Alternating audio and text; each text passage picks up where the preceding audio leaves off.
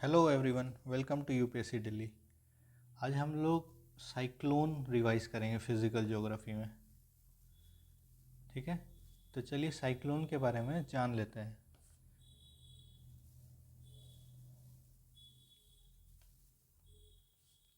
देखिए, जहाँ पे लो प्रेशर एरिया होगा वहीं पे साइक्लोन डेवलप हो सकता है। जहाँ पे हाई प्रेशर होगा वहाँ पे साइक्लोन डेवलप नहीं हो सकता है। तो वहाँ पे क्या बोलेंगे कि एंटी साइक्लोन है। एंटी साइक्लोन का मतलब क्या है? एकदम साफ क्लियर स्काई है, कोई वैसा कंडीशन नहीं है जहाँ पे साइक्लोन डेवलप हो। ठीक है, तो जितना भी हॉट ट्रॉपिकल डेजर्ट होता है ना,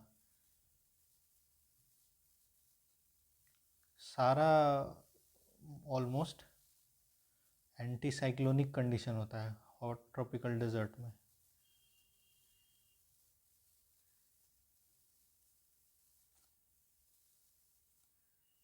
ठीक है, अच्छा थोड़ा सा जान लेते हैं बेसिक की होता क्या है साइक्लोन में। साइक्लोन में देखिए बीच में से लो प्रेशर रहता है और विंड जो है उसको कोरियोलिस फोर्स के कारण सीधा नहीं जाके थोड़ा टर्न हो जाता है। ऐसे विंड देखिए ऐसे हो जाता है। यही है साइक्लोन। ठीक है, ये बेंड क्यों हो रहा है? बेंड क्यों हो रहा है? Because of Coriolis force. Coriolis force के बारे में पढ़ चुके हैं। ठीक है, चलिए अब डायरेक्शन देख लेते हैं। नॉर्दर्न हेमिस्फेयर में और सदर्न हेमिस्फेयर में क्या होता है। तो एंटी क्लॉकवाइज होता है साइक्लोन। नॉर्दर्न हेमिस्फेयर में, और साउदर्न हेमिस्फेयर में क्या होगा? क्लॉकवाइज होगा। ठीक है, तो अगर साइक्लोन एंटी क्लॉकवाइज है नॉर्दर्न हेमिस्फेयर में, तो एंटी साइक्लोन क्या होगा?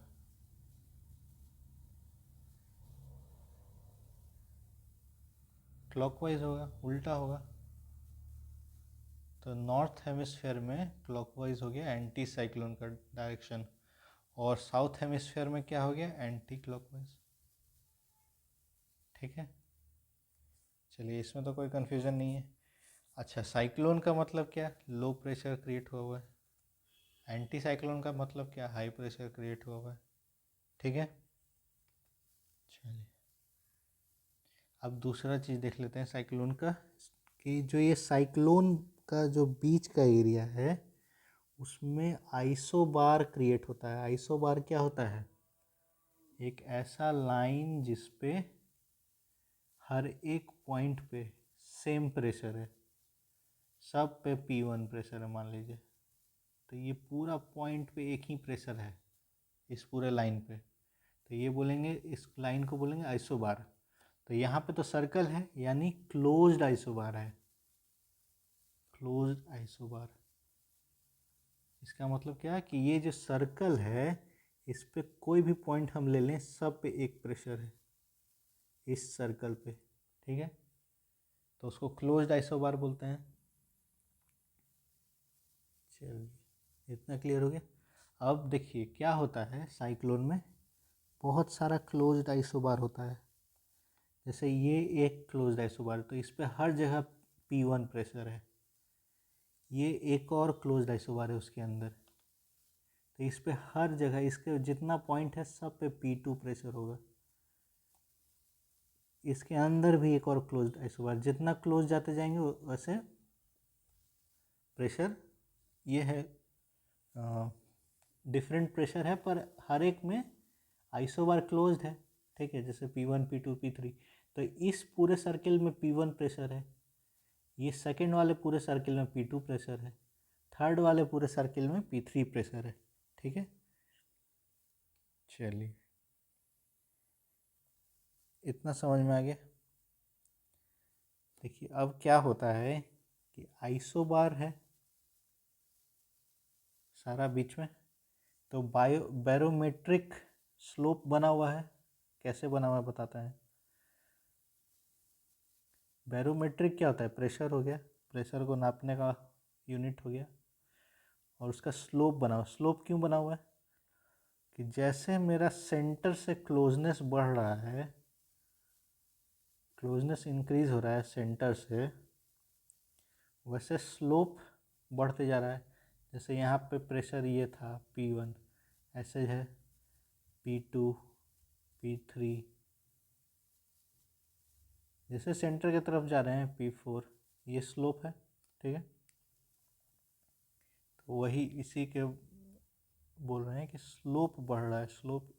ठीक है, तो स्लोप बढ़ने का मतलब क्या है? ग्रेडियंट का डिफरेंस बढ़ रहा है। जो P1 और P2 में प्रेशर में डिफरेंस है, और P1 और P3 में प्रेशर में डिफरेंस है, वो बढ़ जा रहा है डिफरेंस, तो उसको बोल रहे हैं ग्रेडियंट का डिफरेंस।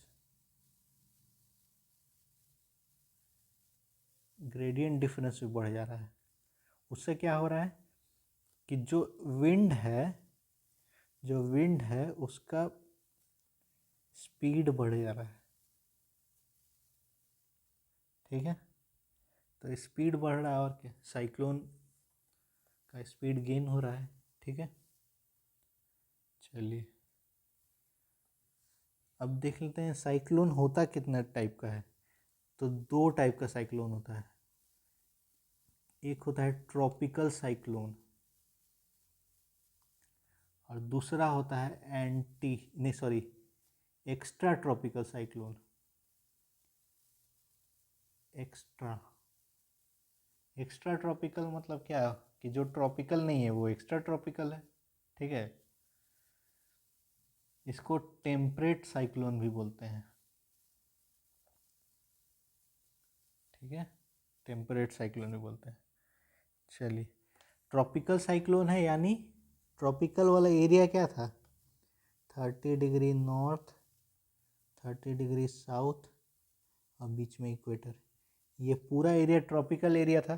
ठीक है, और इसमें हम लोग क्या देखे थे? ईस्टर्ली विंड चलता था। ईस्टर्ली विंड चलता था ना, तो ईस्टर्ली विंड से रिलेटेड हो गया ये साइक्लोन।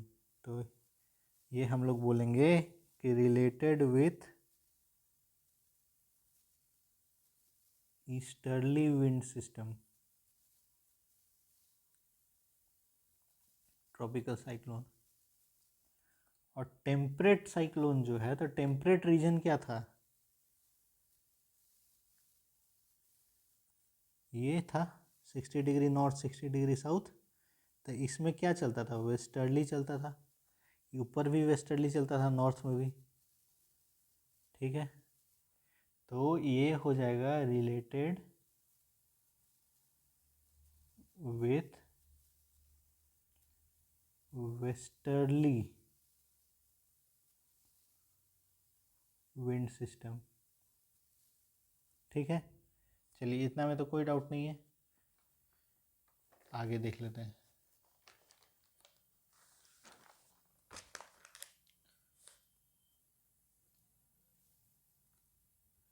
तो देखिए, ट्रॉपिकल साइक्लोन अगर ईस्टर्ली विंड सिस्टम से रिलेटेड है, तो चलिए इंडिया में ही देख लेते हैं। जैसे ये इंडिया है, मान लीजिए इंडिया का कोस्ट बना लिए।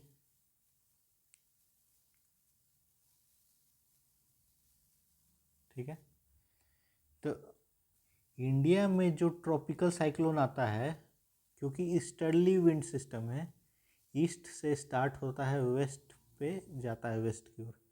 तो इंडिया में जो ट्रॉपिकल साइक्लोन आता है, वो क्या हम लोग देखते हैं कि ईस्टर्न पार्ट में ज़्यादा आता है। ठीक है, अब जैसे इंडिया को ले लिया, हम कोई भी एग्जांपल ले लीजिए, कोई कॉन्टिनेंट है एक, तो हम क्या कह सकते हैं कि इस पे जो ट्रॉपिकल साइक्लोन आएगा वो ईस्टर्न पार्ट पे आएगा नॉर्मली। ठीक है, तो इसका मतलब है कि most of the tropical cyclones generally effects और affect the eastern part of the continent. ठीक है, इसमें तो कोई डाउट नहीं है। चलिए ठीक है। तो यहाँ तक हम लोग समझ गए कि साइक्लोन क्या होता है, साइक्लोन का टाइप क्या है। अब ये जो दो टाइप है साइक्लोन का, ट्रॉपिकल साइक्लोन और एक्स्ट्रा ट्रॉपिकल साइक्लोन, ये दोनों हम लोग पढ़ेंगे नेक्स्ट वीडियो में अच्छे से, ठीक है, इसके बारे में। चलिए ठीक है, बहुत इम्पोर्टेंट टॉपिक है, अच्छे से ये पढ़ लीजिए।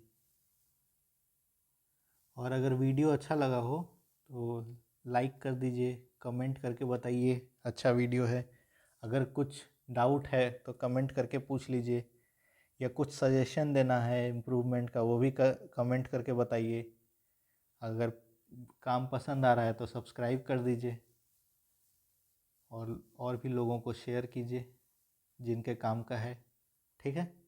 Thank you.